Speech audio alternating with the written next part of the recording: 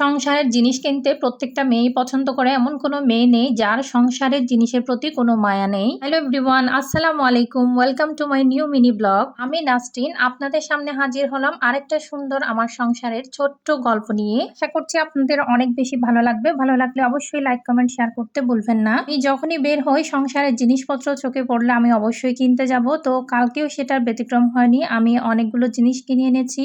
দেখতেই পাচ্ছেন আমি অনেক সুন্দর সুন্দর জিনিস কিনেছি, কিছু মগ র্যাক এবং একটা ঝাঁকার মতো জিনিস কিনেছি। এগুলো আমার কিনতে আসলে অনেক বেশি ভালো লাগে। তো তারপর চলে এসেছি আমি একটা খাটকে বার্নিশ করার জন্য। খাটটা আসলে দেখতে অনেকটা পুরাতন হয়ে গেছিল, তো ভাবলাম একটু বার্নিশ করে নিই, দেখতে একটু চকচক লাগবে। তো যেই কথা সেই কাজ, আমি একটা বার্নিশ কিনে রেখেছিলাম, সেটাই আমি সুন্দর মতো নিজে করে নিচ্ছি। মাশাআল্লাহ দেখতে অনেকটাই সুন্দর হয়ে গেছে খাটটা। এদিকে হঠাৎ করে মেহমান আসবে বলেছিল আমার ননদ, আমার শাশুড়ি, ওরা আসবে, তো ওদের জন্য একটু সামান্য আয়োজন করছিলাম। তো নুডলস করার জন্য আমি ডিমটাকে এভাবে ফেটিয়ে নিই। ডিমটাকে এভাবে দিলে মনে হয় আমার নুডলসটা দেখতে সুন্দর লাগে, খেতে অনেক বেশি মজা লাগে। তো নুডলসটা আমি সিদ্ধ করতে করতে নুডলসের মশলাগুলো নিয়ে রেখেছিলাম। সবাই যে মশলাগুলো দেয় সেটাই দিই, আমি এক্সট্রা ভাবে একটা ম্যাজিক মশলা ইউজ করি। ইদানিং কেমন জানি নুডলসের মধ্যে যে মশলাগুলো থাকে ওগুলো দিয়ে নুডলসটা খেতে ভালো লাগে না, যার কারণে আমি ম্যাজিক মশলাটা অ্যাড করার চেষ্টা করি, এতে খেতে অনেক বেশি মজা হয়। এদিকে আমার মশলা কষানো শেষ, আমি নুডলসগুলো এখন ঢেলে দিচ্ছি। নুডলসগুলো ঢেলে ভালো মতো মিক্স করে নিলেই আমার নুডলস করা রেডি হয়ে যাবে।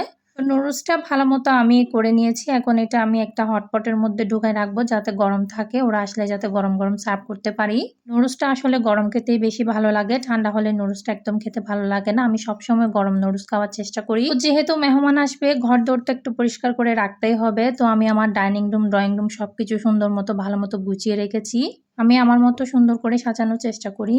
তো এদিকে ডাইনিং রুমটা খুব সুন্দর মতো সাজিয়ে আমি ড্রয়িং রুমটাও সাজিয়ে নিয়েছি। ড্রয়িং রুমের সবকিছু পরিষ্কার পরিচ্ছন্ন করেছি। সকাল থেকে অনেক কিছু ধোয়া পালা মোছামুছি অনেক কিছুই করেছি। কিছুতে এত দরজা জানলা বন্ধ রাখি, তারপরেও ময়লা ঢুকে যায়। তো ময়লা ঢুকে যাওয়ার কারণে এগুলো সব জিনিসপত্রের মধ্যে অনেক বেশি বালি পড়ে। তো সকাল থেকে অনেক বেশি কাজ করেছি, কাজ করতে করতে এই সমস্ত জিনিস আমি ভালো মতো পানি দিয়ে মুছেছি, মুছে পরিষ্কার করেছি, ফুলের টবগুলো পরিষ্কার করেছি। দেন আমি তারপর রাতের দিকে ভিডিওটা করলাম। তারপর মেহমানদের জন্য রান্না করতে চলে এসেছি। এখানে অল্প করে গরুর মাংস কেটে নিয়েছি, তারপর মুরগির মাংস, ডিম, তরকারি এগুলো সবকিছুই একসাথে রান্না করব।